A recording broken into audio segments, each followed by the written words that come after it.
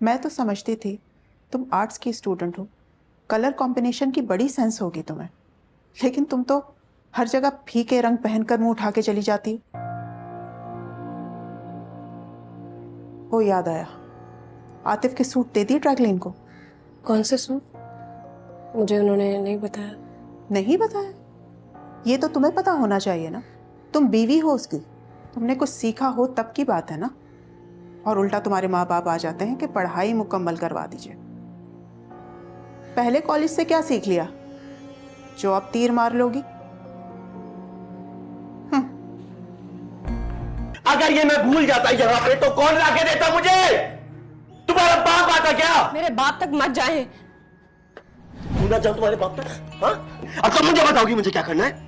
जाऊंगा तुम्हारे बाप तक, जरूर जाऊंगा। एटीट्यूड ना अपने बाप को जाकर दिखाना। मेरे घर में रहना तो अपनी औकात में रहना।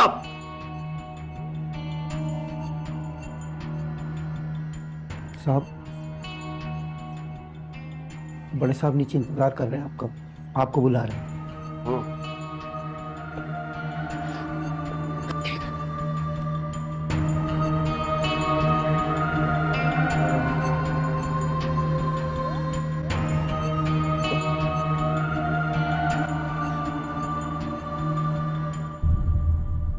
मैंने सुना है कि उसका शौहर उसे मारता पीटता है।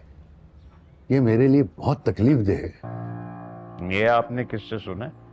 वो दरअसल मेरे ड्राइवर का भाई उनके घर में खानसामा है। और ये सारी बातें उसने मुझे बताई हैं। मुझे ये सुन के बहुत अफसोस हो। जमील भाई को गलतफहमी हुई होगी। अल्लाह करे ऐसा ही हो। आइए आइए कुरैशी साहब, बैठिए। इसलिए आप मेरी बेटी को अपने घर लेकर आए थे? मैं समझा नहीं। मैं भी नहीं समझा था, अब मैं समझ गया हूं। चलो सलमा आओ। कुरैशी कहाँ लेके जा रहे हो? बैठ के बात करते हैं। जरूर बैठ के बात करता, अगर आप लोगों का वो सलूक ना होता इसके साथ जो आपका रहा है। मैंने अपनी बेटी को यहाँ इस घर में इसलिए ब्याया था कि सुख चैन की जिंदगी गुजारेगी, इसलिए नहीं कि आपका बेटा उसके ऊपर हाथ उठाएगा। सलमा,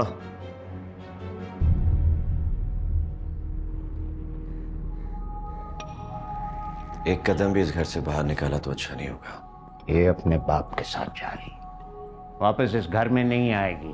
कुरैशी साहब बात तो सुने। इस तरह से मुंह उठाकर तुम चली गई, आतिफ तुम्हें रोकता ही रह गया। ये इज्जत है शौहर की तुम्हारी नजर में? अभी आतिफ बहुत ज्यादा गुस्से में है, अगर कुछ कर गुजरा तो क्या करोगी तुम? किसका फोन है मिट्टू? जी फरमाइए। मुझे समझ में नहीं आता आप लोग चाहते क्या हैं? इस तरह से हाथ पकड़ के अपनी बेटी को ले गए, इस तरह से बसाई जाती हैं बच्चियां? हमने तो अपनी बेटी आपके घर बसने के लिए भेजी थी, लेकिन अगर आप लोग उसे मार मार कर बसाना चाहते हैं तो ऐसे नहीं बसते घर। देखें, मियाँ बीवी के झगड़ों में ऐसी बहुत सी बातें हो जाती हैं। औरत को ही कुर्बानी देनी पड़ती है घर बसाने के लिए। जी, मेरी बेटी मार भी खाए और कुर्बानी भी दे, आप अपने बेटी को क्यों नहीं समझा देंगे उस पर हाथ ना उठाए? देखिए, बात का बतंगड़ ना बनाए आप लोग। रोज रोज नहीं मारता वो उसे। आपको जिसने भी कहा है झूठ कहा है। वो तो उस दिन झगड़ा हो गया था और आतिफ को गुस्सा आ गया था, बस। और गुस्से में वो इतना बेकाबू हो जाता है कि मार मार कर मेरी बेटी के चेहरे पे निशान डाल देता है। इतनी भी बच्ची नहीं है आपकी बेटी, निहायती गैर जिम्मेदार और जबान दराज है वो। खामोश रहा करे ना शौहर के आगे, तो ये नौबत ही ना आए। मैं अपनी बेटी को बहुत अच्छी तरह से जानती, वो ना तो जबान दराज है और ना ही गैर जिम्मेदार। खैर, मैंने सलमा को ये कहने के लिए फोन किया था कि अगर उसे वापस आना है तो वो खुद आए। आप लोग ये सोचिएगा भी मत कि हम मनाने के लिए आएंगे। मत आइएगा, मत आइए, इसका बाप उसे भेजेगा भी नहीं। और हम जो भी फैसला करेंगे आपको इत्तला कर देंगे। खुदा हाफिज। लड़की के माँ बाप होके इतनी अकड़? ठीक है, उठाए अपनी बेटी को अपने घर। 4 दिन बैठेगी, सारी अकल ठिकाने आ जाएगी। उनको कहा मैंने कि हम मनाने के लिए नहीं आएंगे। क्या कहते हैं कैसे? कहने लगे ना आए। मुझे तो लगता है कोई फैसला करने का सोच रहे हैं ये लोग। कैसा फैसला? शायद शादी खत्म करना चाहते हैं। ऐसे कैसे वो शादी खत्म कर सकते हैं? होते कौन है वो शादी खत्म करने वाले? करना चाहते हैं तो करने दो ना, तुम्हें क्या फर्क पड़ता है? अरे फर्क पड़ता है मुझे, क्यों नहीं फर्क पड़ता? होते कौन है वो ये फैसला करने वाले? रखने और छोड़ने का इख्तियार सिर्फ मुझे है। जब मैं चाहूंगा वैसे ही होगा। अच्छा, तो तुम बता दो कि तुम क्या चाहते हो? उसे रखना है, छोड़ना है, मनाना है, क्या करना है? चाहते क्या हो? ये तो नहीं समझ में आ रहा मुझे।